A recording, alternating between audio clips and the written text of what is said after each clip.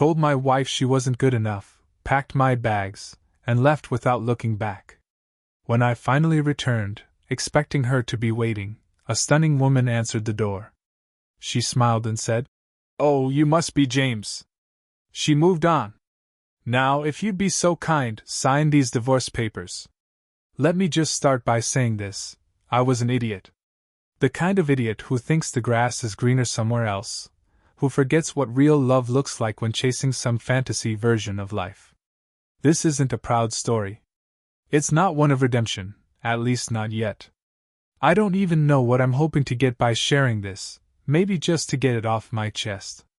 Maybe to warn someone before they make the same mistake I did. My name's James. I'm 41 now. This happened when I was 36. Back then, I lived in Davao City in the Philippines. I had a decent job working as a project engineer. I wasn't rich, but I was doing okay. My wife, Marissa, was a nurse at Davao Doctors Hospital. We met in our late 20s and got married after dating for 3 years. She was soft-spoken, smart, patient, everything a man like me didn't deserve. At the beginning, everything felt right. We'd go to the beach on weekends, cook simple meals together at home, and talk about our plans. We didn't have kids yet, and at the time, I said I wanted to get more settled first. But looking back, I just wasn't ready for the kind of life Marissa already embraced, something stable and real. That's the thing. She was too real for me. Too genuine. Too content with the simple things. And somewhere along the way, I started resenting that. I started comparing her to women I worked with in the office. You know the type: loud, confident, wore pencil skirts and heels, always had something clever to say. Meanwhile, Marissa came home tired, in scrubs, hair in a ponytail, and just wanted to lay down and watch some show on Netflix. I started nitpicking her. I'd make comments like, "Don't you want more out of life?" Or, "You never talk about goals anymore." She'd look confused, like, "What do you mean? We're working, saving, planning for a family, what more is there?" But that wasn't what I wanted to hear. I wanted passion, excitement, ambition, or at least that's what I told myself. Truth is, I was bored. Not with her, but with myself. I started feeling trapped. Like maybe I married too young. Like maybe I missed out. One night, we had a dumb argument about dinner.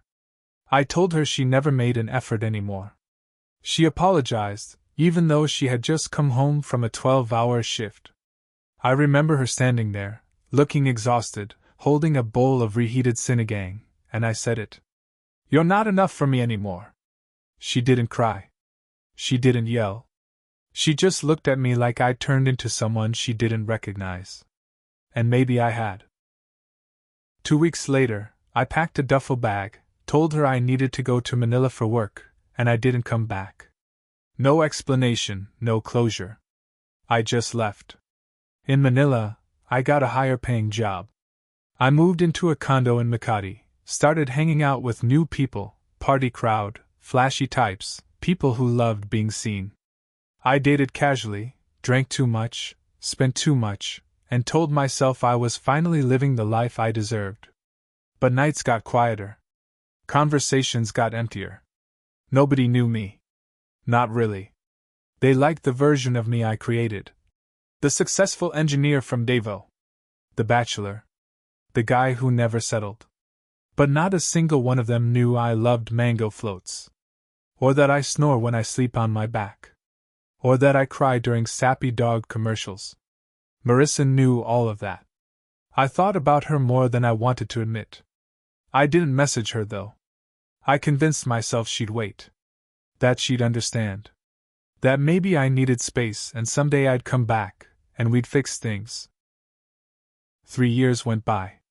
3 years of nothing. Then one morning, I woke up hungover, staring at the ceiling of a stranger's apartment. I couldn't remember her name. Couldn't remember why I even went out the night before. I sat up, looked around, and realized I didn't want this life anymore. I was tired. Not the kind of tired you fix with sleep. The kind that settles in your bones. So I booked a flight. Davao wasn't far. I figured I'd show up at our old house, say I was sorry, beg her if I had to. Tell her I was stupid, and I'd do anything to earn her back. I didn't even call.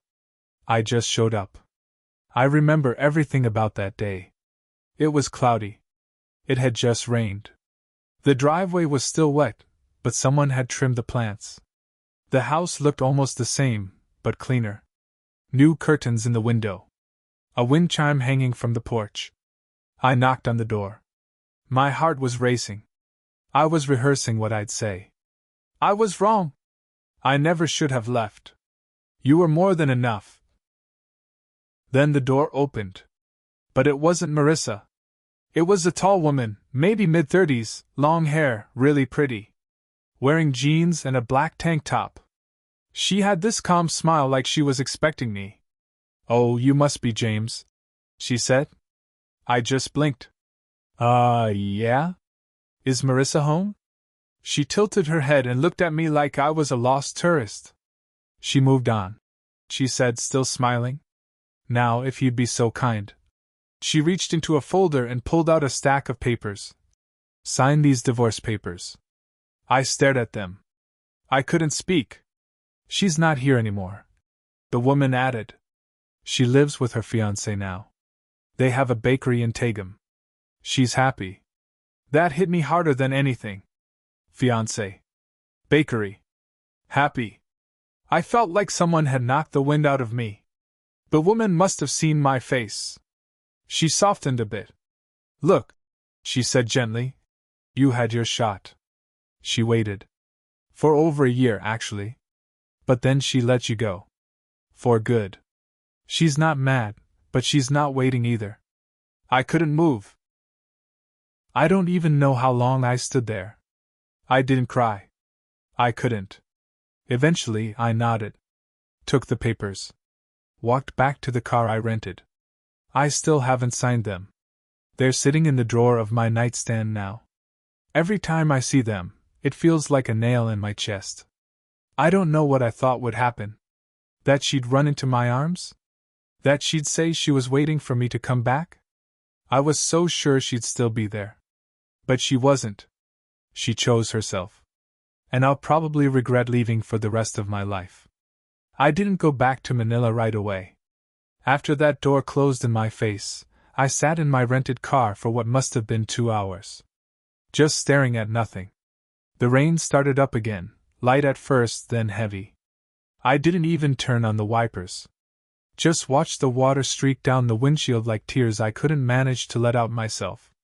Eventually, I drove to a small inn nearby. I checked in, dropped my bag, and just laid on the bed.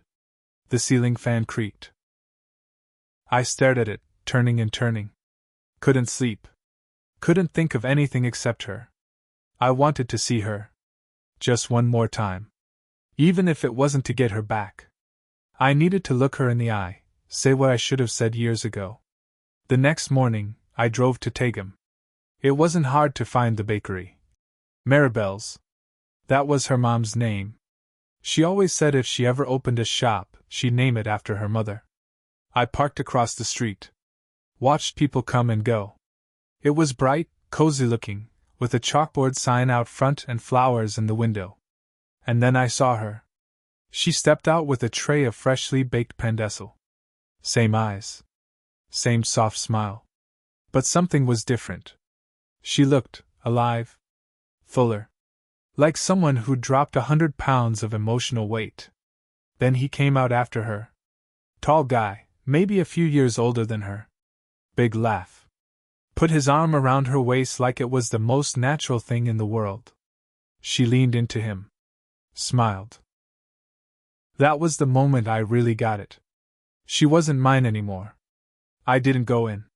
Just watched for a few more minutes, then drove away. I told myself I'd leave Davo the next morning.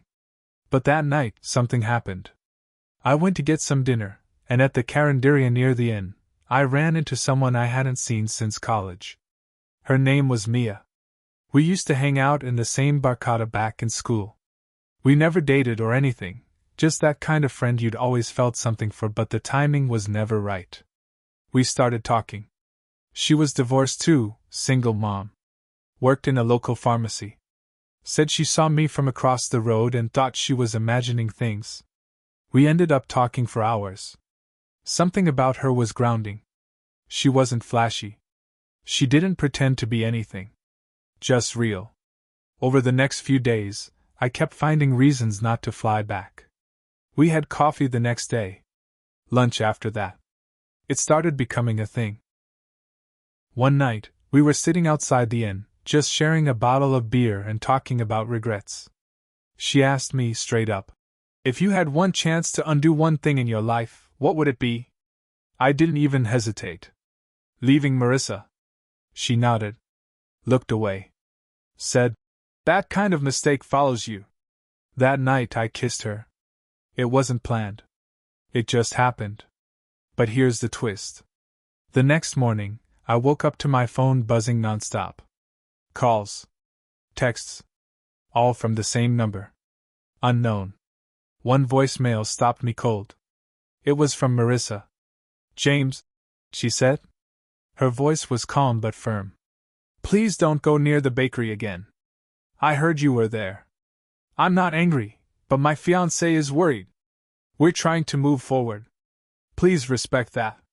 I hadn't even stepped inside. So how did she know?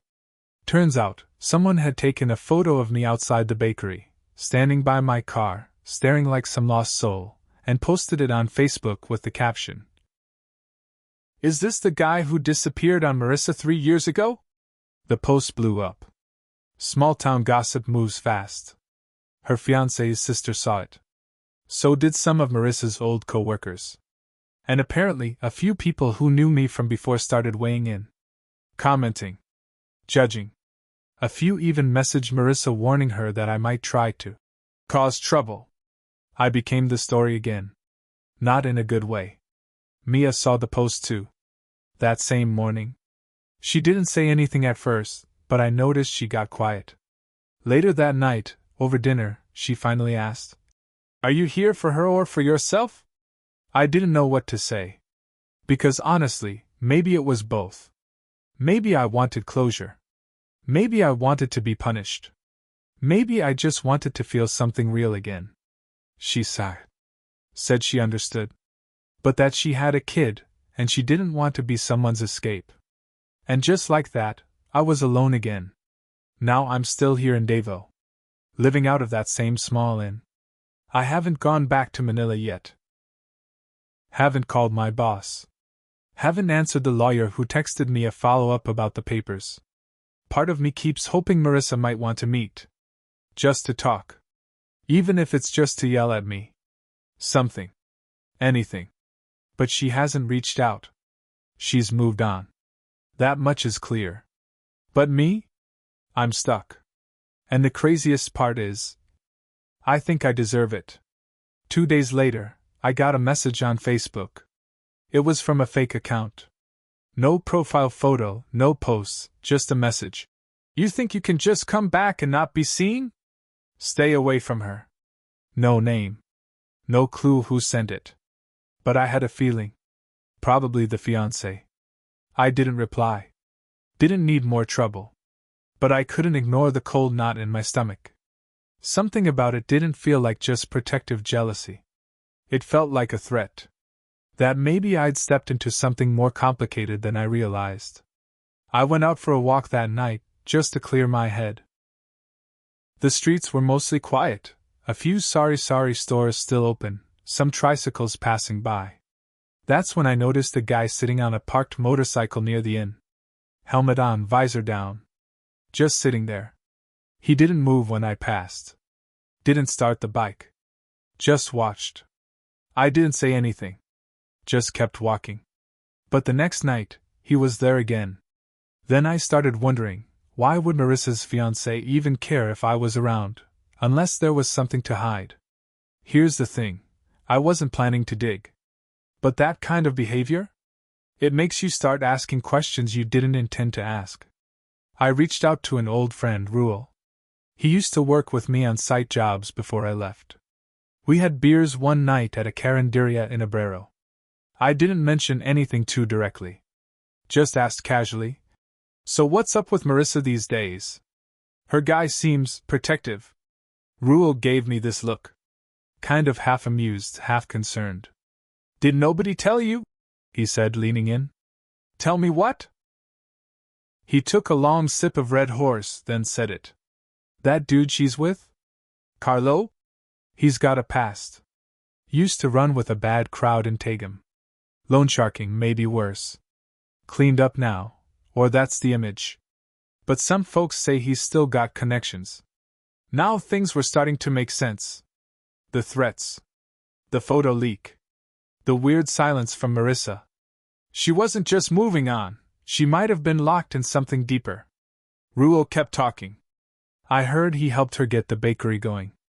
Put up all the money. But it's in his name. My stomach dropped. And she's okay with that? Ruel shrugged. People do what they gotta do, man. After you left, she struggled.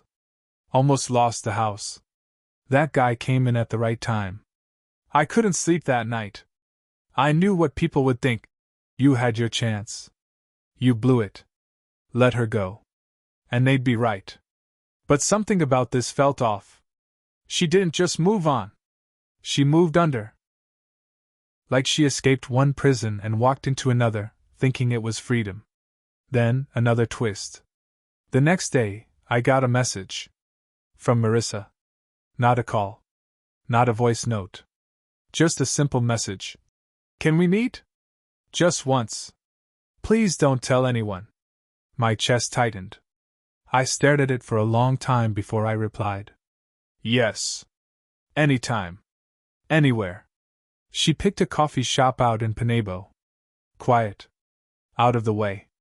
She walked in wearing sunglasses and a hoodie, like she didn't want to be recognized. Sat down across from me, hands folded. She looked smaller than I remembered. I don't have much time, she said quietly. I just needed to see you face to face. I waited. She sighed, then said the words that nearly knocked me out of my seat. I'm not happy. The confession hung in the air between us like smoke. I thought I could be, she continued. He was there when you weren't. I was desperate. He helped. He provided. But now, it's different. He watches everything. Controls the money. The bakery's not really mine. I couldn't even breathe. Why are you telling me this now? I asked, barely whispering. She looked around. Eyes scanning. Then leaned forward. Because I'm planning to leave. And I need help. She said it so quietly, I almost didn't believe her. I'm planning to leave. And I need help. My brain stalled. So many questions were flooding in, but I had to stay calm. I asked her when. She shook her head. I don't know yet. But soon. Before the wedding. Yes, wedding. She was supposed to get married in 3 months. I leaned forward and said the first honest thing I'd said in a long time. I'll help you. Whatever you need. She looked at me for a long time. Her eyes softened. She reached across the table, touched my hand. Don't do it for me, she said. Do it because I don't want to disappear like you did. That hit hard. We made a plan. Simple. Quiet. She'd gather her things gradually, keep small amounts of cash aside from her daily sales, and when the time was right, she'd vanish. Go to her cousin's place in Cebu. Carlo wouldn't expect it. He trusted her routine too much. But 2 weeks before her planned escape, everything blew up. Here's how it happened. One of Carlo's cousins, drunk and bitter, spotted us together at a bus terminal. We weren't doing anything. Just talking near the waiting shed. But that was enough. Next day, the post went viral. Marissa, already cheating before the wedding? With her ex-husband? The picture wasn't even clear. But gossip doesn't care about clarity. That night, I got another message. This time from Carlo. No fake account. No pretending. You want her? Come get her. Let's settle this like men. He sent an address, a garage behind a mechanic's shop near the outskirts of Tagum. I was shaking. Not just from fear. But because I knew this was it. The climax. The confrontation. I went. Carlo was waiting. 2 other guys were there too, one leaning against a tricycle, the other smoking. But they didn't say anything. Just watched. He didn't yell. Didn't swing. He just stood there and stared at me like I owed him something. "You walked out on her," he said, voice low and steady. "I was the one who picked her up. Don't think you get to come back and act like a hero now." I didn't argue. I didn't try to act tough. I just said, "She's not happy. That should matter more than your pride." That pushed a button. He stepped in close, nose inches from mine. "You think she's gonna be happy with you? You broke her. I had to rebuild her from pieces you left behind." My voice cracked when I said it. "And now you're breaking her again." His fist clenched. I waited for the punch. But it never came. Instead, Marissa showed up. She didn't say a word. Just walked right between us and looked Carlo dead in the eye. "We're done," she said. "This is over." For a moment, nobody moved. Carlo's jaw tightened. "You think you can just walk away?" She said it again, louder this time. "This is over." Then she looked at me. "Let's go." We got in my car. Drove. Fast. She didn't cry. I didn't talk. That night, she stayed at Mia's place. Yeah, the same Mia I almost started something with. Mia didn't ask questions. Just looked at me with tired eyes and said, "You better not mess this up again." I didn't sleep. The next day, news spread. Everyone had an opinion. Friends, neighbors, even random people on Facebook. Some said she was brave. Some said she was shameless.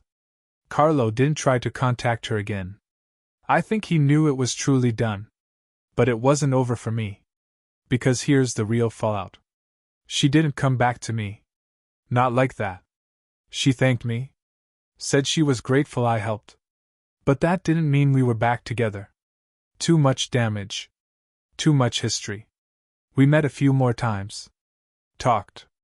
Laughed a little. She was freer now, you could tell. Lighter. But there was always this wall between us. One day she said, "You helped me leave a cage. That doesn't mean I want to step into another one." That was her way of saying we were done. And honestly, I couldn't blame her. I went back to Manila. Moved into a smaller place. Quit the job that made me miserable. Took a teaching position at a tech school. Slower pace. More time to think. Sometimes I still think about her. About that day at the bakery. About the night we sat in a coffee shop and planned her escape like some spy movie. I still have the divorce papers. I signed them eventually. She sent me a message last month. No drama. Just, "I'm baking again. In Cebu now. Thank you. Take care." That's all. I stared at that message for a long time. I didn't reply. Not because I was angry. But because I knew that message was her real goodbye. I used to think love was something you could pause. That people waited. That you could just come back and pick up where you left off. I know better now. You don't walk away from something real and expect it to stay frozen in time. Life moves on. People heal. Or they learn to live with the cracks. Marissa taught me that. So now I live quieter. I talk less. I think more. Do I regret what I did? Every single day. But weirdly, I'm also at peace. Not happy. Not broken. Just honest. And maybe that's a good place to start. Even if it's alone.